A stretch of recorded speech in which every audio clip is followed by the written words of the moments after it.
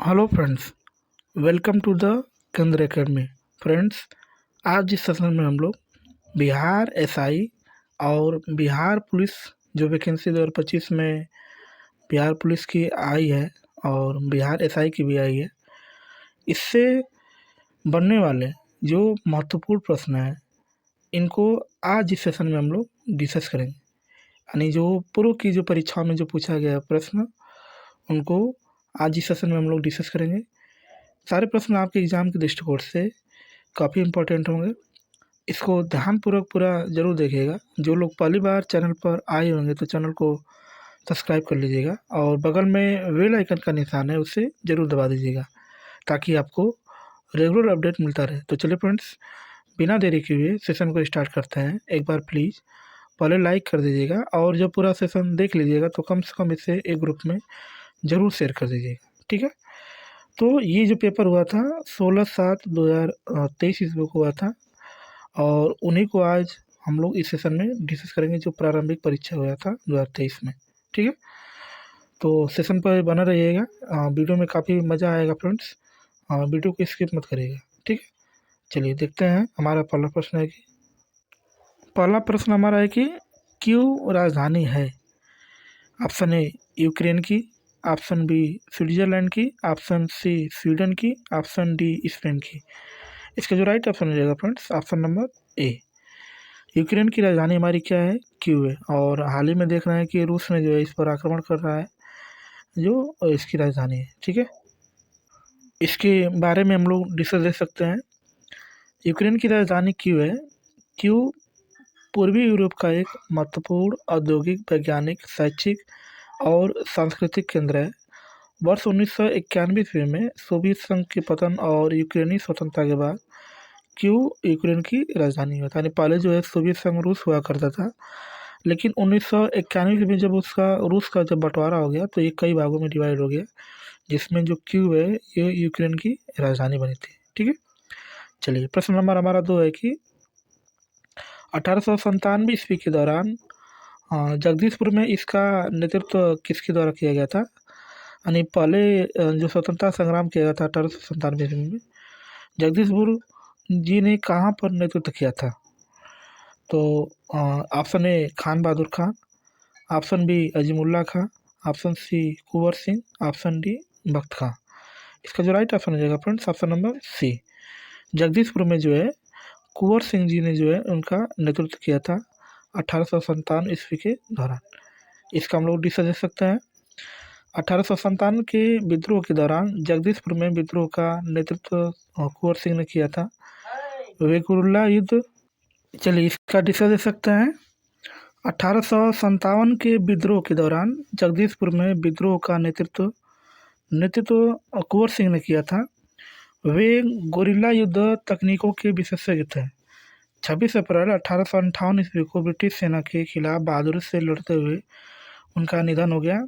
आंदोलन का नेतृत्व बरेली के खान बहादुर, दिल्ली में बख्त खां तथा फतेहपुर में अजीमुल्ला खां ने इनका क्या किया था, नेतृत्व किया था, ठीक है।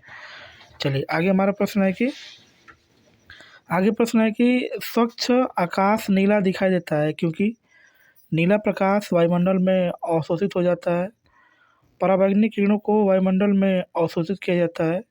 बैंगनी और नीला प्रकाश अन्य सभी रंगों के प्रकाश की तुलना में वायुमंडल द्वारा अधिक प्रकीर्णित होते हैं। और इसका ऑप्शन नंबर डी है कि अन्य रंगों के प्रकाश बैंगनी तथा नीले प्रकाश की अपेक्षा वायुमंडल द्वारा अधिक प्रकीर्णित होते हैं, ठीक है। तो इसका जो राइट ऑप्शन हो जाएगा friends option number C. Option number C इसका क्या है, राइट ऑप्शन है।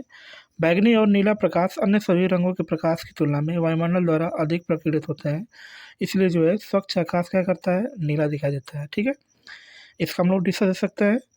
स्वच्छ आकाश नीला दिखाई देता है क्योंकि वायुमंडल में धूल तथा विभिन्न कणों के कारण बैंगनी और नीले प्रकाश का प्रकीर्णन होता है, अतः आकाश का रंग नीला दिखाई देता है।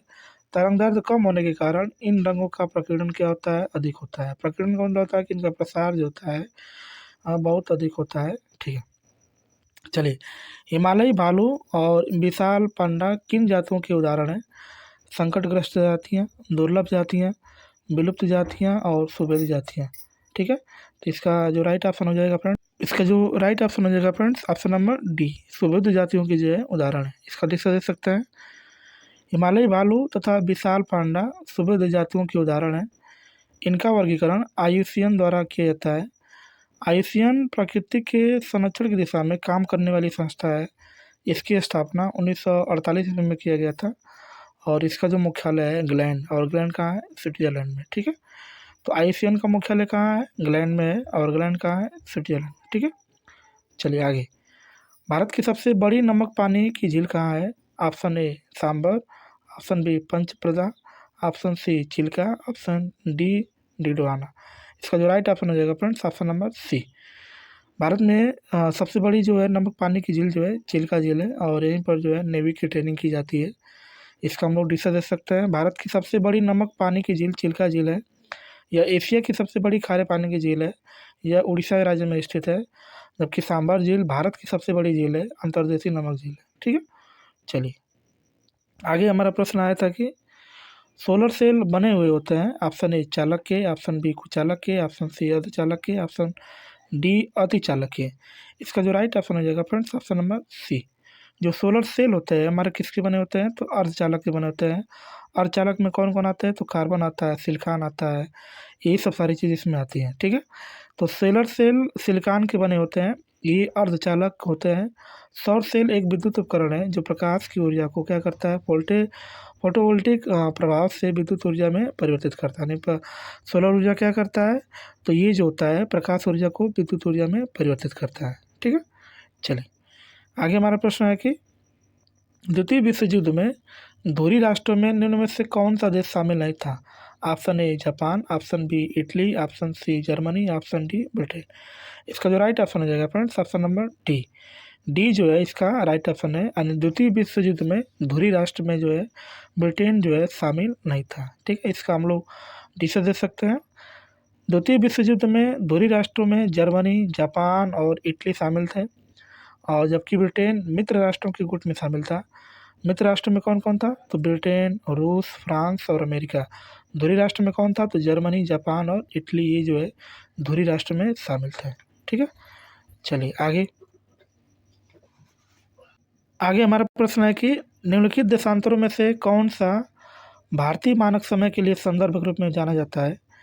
ऑप्शन ए 82 डिग्री 30 मिनट पूर्वी, ऑप्शन बी 82 डिग्री 30 मिनट पश्चिमी, ऑप्शन सी 78 डिग्री 30 मिनट पूर्वी, ऑप्शन डी 68 डिग्री 7 मिनट पूर्वी। इसका जो राइट ऑप्शन हो जाएगा फ्रेंड्स ऑप्शन नंबर ए जो इसका क्या है? राइट ऑप्शन है। यानी 82 डिग्री 30 मिनट पूर्वी जो है भारतीय मानक समय का एक संदर्भ करता है। ठीक है, इसका हम लोग डिशा देख सकते हैं फ्रेंड्स। भारतीय मानक समय 82 डिग्री 30 मिनट पूर्वी देशांतर पर आधारित है। यह उत्तर प्रदेश के मिर्ज़ापुर से होकर गुजरती है। भारतीय मानक समय ग्रीनविच मीन टाइम से जो है 5.5 घंटा आगे है। ठीक है, तो भारतीय मानक समय किन राज्यों से होकर गुजरती है? तो पहले नंबर पे क्या आता है? उत्तर प्रदेश। फिर दूसरे नंबर पे क्या आता है? तो उसका नाम है मध्य प्रदेश। उसके बाद कौन कौन आता है? तो उड़ीसा है, और उड़ीसा के बाद कौन कौन आता है? तो आंध्र प्रदेश है, और उसके बाद कौन कौन आता है? छत्तीसगढ़। ये जो है 5 राज्यों से होकर गुजरती है। ठीक है फ्रेंड्स, आगे हमारा प्रश्न है कि वधागम शब्द का कौन सा संधि विच्छेद सही है? ऑप्शन ए वध्वा प्लस गम, ऑप्शन बी वधु प्लस आगम, ऑप्शन सी वध प्लस आगम, ऑप्शन डी वध्वा प्लस आगम। इसका जो राइट ऑप्शन हो जाएगा फ्रेंड्स ऑप्शन नंबर बी, वधु प्लस आगम जो इसका राइट ऑप्शन है। इसका हम लोग डिशा दे सकते हैं फ्रेंड्स। वधागम में संधि विच्छेद वधु प्लस आगमन होता है। यह यड़ संधि है, और यदि ई उ री के बाद कोई अन्य स्वर आए तो ये क्रमशः य वरल में क्या होता है? परिवर्तित होता है। जैसे उ प्लस आ मिल के व जो होता है, इसी प्रकार वधु प्लस आगम मिल के क्या हो जाएगा? वध्वागम। इसी प्रकार स्वागतम का भी क्या होता है? सु प्लस आगतम होता है। ये सब यड़ संधि में ही आते हैं। ठीक है, चलिए आगे हमारा प्रश्न है कि 4.2 सेंटीमीटर त्रिज्या वाले धातु के एक गोले को पिघलाकर 6 सेंटीमीटर त्रिज्या वाले एक बेलन के रूप में ढाला जाता है, तो बेलन की ऊंचाई बताना है। Option A 2.52 centimetre, option B 2.74 centimetre, option C 2.82 centimetre, option D 3.14 centimetre. इसका जो राइट ऑप्शन हो जाएगा friends option number B, 2.74 centimetre जो है इसकी बेलन की कुल ऊंचाई हुई। इसका हम लोग डिस्कस दे सकते हैं फ्रेंड्स, डिस्कस इसका। चलिए सबसे पहले गोले की त्रिज्या कितना दिया है, यानी आर का मान कितना दिया है, तो 4.2 सेंटीमीटर। बेलन की भी त्रिज्या कितना दिया है, 6 सेंटीमीटर दिया है। गोले का आयतन बराबर क्या होता है, बेलन का आयतन, क्योंकि आप गोले से ही क्या बना रहे हैं, बेलन बना रहे हैं, ठीक ना। तो गोले का आयतन का जो सूत्र होता है 4/3 पाई आर का क्यू होता है, और बेलन का आयतन का जो सूत्र होता है पाई आर का स्क्वायर एच होता है, ठीक है। तो यहाँ से 4/3 हो जाएगा। पाई का मान कितना होता है, तो पाई से पाई हमारा क्या हो जाएगा, कैंसिल हो जाएगा। पाई से पाई हमारा क्या हो जाएगा, कैंसिल हो जाएगा। तो क्या बचेगा, आर का क्यू। और गोले की त्रिज्या का मान कितना दिया है, 4.2। तो इसको आप कितनी बार लिखेंगे, 3 बार लिखेंगे। आगे आर का मान, गोले बेलन की त्रिज्या का मान कितना दिया है, 6 दिया है, तो आर का स्क्वायर तो 6 × 6 हो जाएगा। और एच का मान पूछ रहा है, तो यहाँ पर जब इसको हम लोग हल करेंगे तो इसका जो राइट ऑप्शन हो जाएगा 2.744 सेंटीमीटर आएगा, ठीक है। चलिए आगे। आगे हमारा प्रश्न है कि बिहार में पहली बार राष्ट्रपति शासन कब लगाया गया था। Option A 1968, option B 1965, option C 1970, option D 1969। इसका जो राइट ऑप्शन हो जाएगा फ्रेंड्स, ऑप्शन नंबर ए 1968 ईस्वी में जो है पहली बार राष्ट्रपति शासन लगाया गया था, और उस समय चीफ मिनिस्टर से हमारे बिहार के भोला पासवान शास्त्री, ठीक है। इसका हम लोग डिस्कस दे सकते हैं। वर्ष 1968 ईस्वी में बिहार में पहली बार राष्ट्रपति शासन लगाया गया था। उस समय बिहार के मुख्यमंत्री भोला पासवान शास्त्री थे, ठीक है। तो उस समय मुख्यमंत्री कौन थे, भोला पासवान शास्त्री, ठीक है। आगे प्रधानमंत्री पीबीटीजी विकास मिशन किस विकास से संबंधित है। ऑप्शन ए खेलों की उत्कृष्ट कोचिंग से, साइबर क्राइम सेल से, आदिवासी समूह से, उच्च शिक्षा क्षेत्र से। इसका जो राइट ऑप्शन हो जाएगा फ्रेंड्स, ऑप्शन नंबर सी। ये जो होता है आदिवासी समूह से संबंधित है। इसको हम लोग देख सकते हैं फ्रेंड्स। सरकार ने बजट 2023-24 में प्रधानमंत्री पीबीटीजी विकास मिशन की घोषणा की। इसका उद्देश्य समाज की कमजोर आदिवासी समूह जिसको पीबीटीजी की सामाजिक आर्थिक स्थितियों में सुधार करना है। इसके अंतर्गत सुरक्षित आवास, स्वच्छ पेयजल और स्वच्छता और अस्थायी आजीविका के अवसरों जैसे बुनियादी सुविधाएं शामिल हैं, ठीक है। चलिए आगे। आगे हमारा प्रश्न है कि इसमें है कि भारतीय अंतरिक्ष नीति 2023 के अनुसार कौन सी संस्था अंतरिक्ष प्रौद्योगिकी के अनुसंधान और विकास पर ध्यान केंद्रित करेगी। Option A NSIL, option B DRDO, option C in space, option D ISRO. इसका जो राइट ऑप्शन हो जाएगा friends, option number D ISRO जो है इसमें जो है ध्यान केंद्रित करेगा, ठीक है।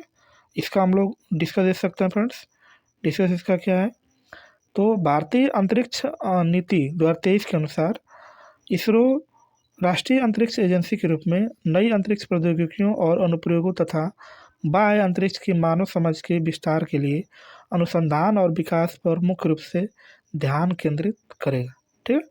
चलिए आगे। आगे हमारा प्रश्न है कि बास्केटबॉल के मैदान को कहते हैं। ऑप्शन ए कोर्स कहते हैं, ऑप्शन बी कोर्ट कहते हैं, ऑप्शन सी फील्ड कहते हैं, ऑप्शन डी एरिना कहते हैं। इसका जो राइट ऑप्शन हो जाएगा फ्रेंड्स, ऑप्शन नंबर बी। इसको हम लोग क्या बोलते हैं, कोर्ट बोलते हैं बास्केटबॉल के मैदान को। इसको हम लोग डिस्कस देख सकते हैं फ्रेंड्स। बास्केटबॉल के मैदान को कोर्ट कहा जाता है। यह एक आयताकार खेल का क्षेत्र होता है। बास्केटबॉल में 5 सक्रिय खिलाड़ी को 2 टीमें बनाई जाती हैं, ठीक है। चलिए आगे। आगे हमारा प्रश्न है कि राज्यसभा के कितने सदस्य मनोनीत किए जाते हैं। Option A 12, option B 14, option C 10, option D 15।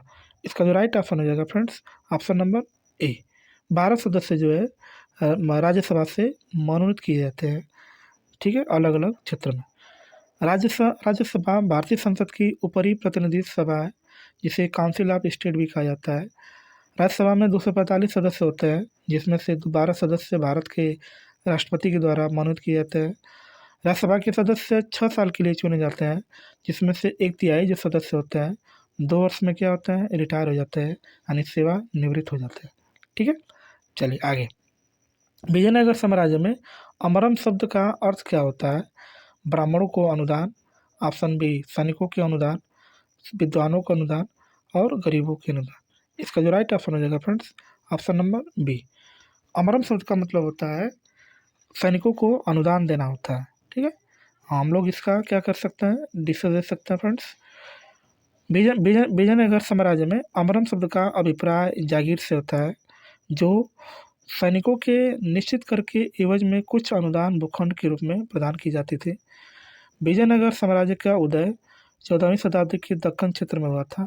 इसकी स्थापना 1336 में संगम वंश के दो भाइयों हरिहर राय और बुक्का राय द्वारा किया गया था। यानी विजयनगर साम्राज्य की स्थापना कब हुआ था? तो 1336 ईस्वी में हुआ था। किसने किया था? तो हरिहर और बुक्का जी ने किया था। ठीक है। राष्ट्रपति की सलाह से लोकसभा को भंग कर सकता है। ऑप्शन ए प्रधानमंत्री, option B speaker, option C उपराष्ट्रपति, ऑप्शन डी चुनाव आयुक्त। इसका जो राइट ऑप्शन हो जाएगा फ्रेंड्स, ऑप्शन नंबर ए। राष्ट्रपति जो है प्रधानमंत्री की सलाह पर क्या कर सकता है? लोकसभा को भंग कर सकता है। ठीक है। इसका हम लोग डिस्कस दे सकता है। राष्ट्रपति प्रधानमंत्री परिषद की सलाह पर लोकसभा को भंग कर सकता है। चूँकि प्रधानमंत्री मंत्रिपरिषद का प्रमुख होता है, अतः राष्ट्रपति प्रधानमंत्री की सलाह से लोकसभा को क्या कर सकता है? भंग कर सकता है। ठीक है। आगे आगे हमारा प्रश्न है कि प्रायद्वीपीय पठार की सर्वोच्च चोटी कौन है? Option A Anamudi, option B Doda Betta, option C Mahendragiri, option D जो है उड़मंगलम। इसका जो राइट ऑप्शन हो जाएगा friends, option number A. Anamudi जो है प्रायद्वीपीय पठार की सबसे ऊंची चोटी है। इसको हम लोग देख सकते हैं। प्रायद्वीपीय पठार की सर्वोच्च चोटी अनाईमुडी है। यह दक्षिण भारत के पश्चिमी घाट में केरल में राज्य में स्थित है। डोडा बेट्टा दक्षिण भारत की दूसरी ऊंची चोटी है। महेंद्रगिरी चोटी उड़ीसा राज्य में स्थित है। महेंद्रगिरी चोटी कहाँ है? तो ये उड़ीसा राज्य में स्थित है। ठीक है। चलिए आगे। मोती प्राप्त करने के लिए संवर्धन किया जाता है। ऑप्शन ए कोरल का, ऑप्शन बी प्राण का, ऑप्शन सी डेंटिलियम का, ऑप्शन डी ऑयस्टर का। इसका जो राइट ऑप्शन हो जाएगा friends, option number D. Oyster का जो है संवर्धन किया जाता है मोती प्राप्त करने के लिए। ठीक है। इसका हम लोग डिस्कस देख सकते हैं। मोती प्राप्त करने के लिए ऑयस्टर का संवर्धन किया जाता है। मोती समुद्र सीपियों और मीठे पानी की सीपियों द्वारा बनाया जाता है। मोती का उत्पादन प्राकृतिक और कृत्रिम दोनों विधियों द्वारा किया जाता है। यानी प्राकृतिक भी होता है और क्या होता है? कृत्रिम भी होता है। ठीक है। आगे, मानव नेत्र में पुतली के आकार का नियंत्रण कौन करता है? ऑप्शन ए परितारिका, ऑप्शन बी कार्निया द्वारा, ऑप्शन सी रेटिना द्वारा, ऑप्शन डी लेंस द्वारा। इसका जो राइट ऑप्शन हो जाएगा फ्रेंड्स, ऑप्शन नंबर ए। परितारिका द्वारा जो है पुतली के आकार का क्या करते हैं हम लोग? नियंत्रण करते हैं। इसको डिस्कस दे सकते हैं। मनुष्य नेत्र में पुतली के आकार का नियंत्रण परितारिका द्वारा होता है। पुतली नेत्र में प्रवेश करने वाला प्रकाश की मात्रा को नियंत्रित करती है। जब अंधेरा होता है तो पुतली के आकार में वृद्धि हो जाती है। प्रकाश में पुतली के आकार में क्या होती है? कमी होती है। यानी जब अंधेरे में जाएंगे तो पुतली का आकार जो होता है ऑटोमेटिक बढ़ जाता है और उजाला में क्या होता है? ऑटोमेटिक कम हो जाता है। निम्नलिखित में से कौन सा केंद्रीय प्रवृत्ति की माप नहीं है? ऑप्शन ए माध्यिका, ऑप्शन बी बहुलक, ऑप्शन सी माध्य, ऑप्शन डी मानक विचलन। इसका जो राइट ऑप्शन हो जाएगा फ्रेंड्स, ऑप्शन नंबर डी। मानक विचलन जो होता है केंद्रीय प्रवृत्ति की माप नहीं है। इसको हम लोग डिस्कस देख सकते हैं फ्रेंड्स। दिए गए विकल्पों में मानक विचलन केंद्रीय प्रवृत्ति की माप नहीं है, अन्य सभी केंद्रीय प्रवृत्ति की माप है। मानक विचलन अपने माध्य से डेटा से एक सेट के फैलाव की माप है। यह विचलन की पूर्ण परिवर्तनशीलता को मापता है। परिवर्तनशीलता जितनी अधिक होगी मानक विचलन उतना ही क्या होगा? अधिक होगा। ठीक है। चलिए आगे हमारा प्रश्न है कि अधिक अपवर्तनांक वाला माध्यम कौन होता है? दूसरे माध्यम की अपेक्षा प्रकाशित घनत्व, दूसरे माध्यम की अपेक्षा प्रकाशित विरल, का द्रव्यमान घनत्व दूसरे माध्यम के बराबर, का प्रकाशी घनत्व दूसरे माध्यम के बराबर। इसका जो राइट ऑप्शन हो जाएगा फ्रेंड्स, ऑप्शन नंबर ए। दूसरे माध्यम की अपेक्षा प्रकाशित सघन जो होता है अधिक अपवर्तनांक वाला क्या होता है? माध्यम होता है। ठीक है। इसका डिस्कस दे सकते हैं। अधिक अपवर्तनांक वाला माध्यम दूसरे माध्यम की अपेक्षा अधिक प्रकाशित सघन है। जब प्रकाश एक माध्यम से दूसरे माध्यम में प्रवेश करता है तो दोनों माध्यमों का अपवर्तनांक अलग अलग होने की दशा में प्रकाश की किरण के मार्ग में परिवर्तन होता है। यह परिवर्तन इस बात पर निर्भर करता है कि किस माध्यम का अपवर्तनांक कम और किसका अधिक है। ठीक है फ्रेंड्स।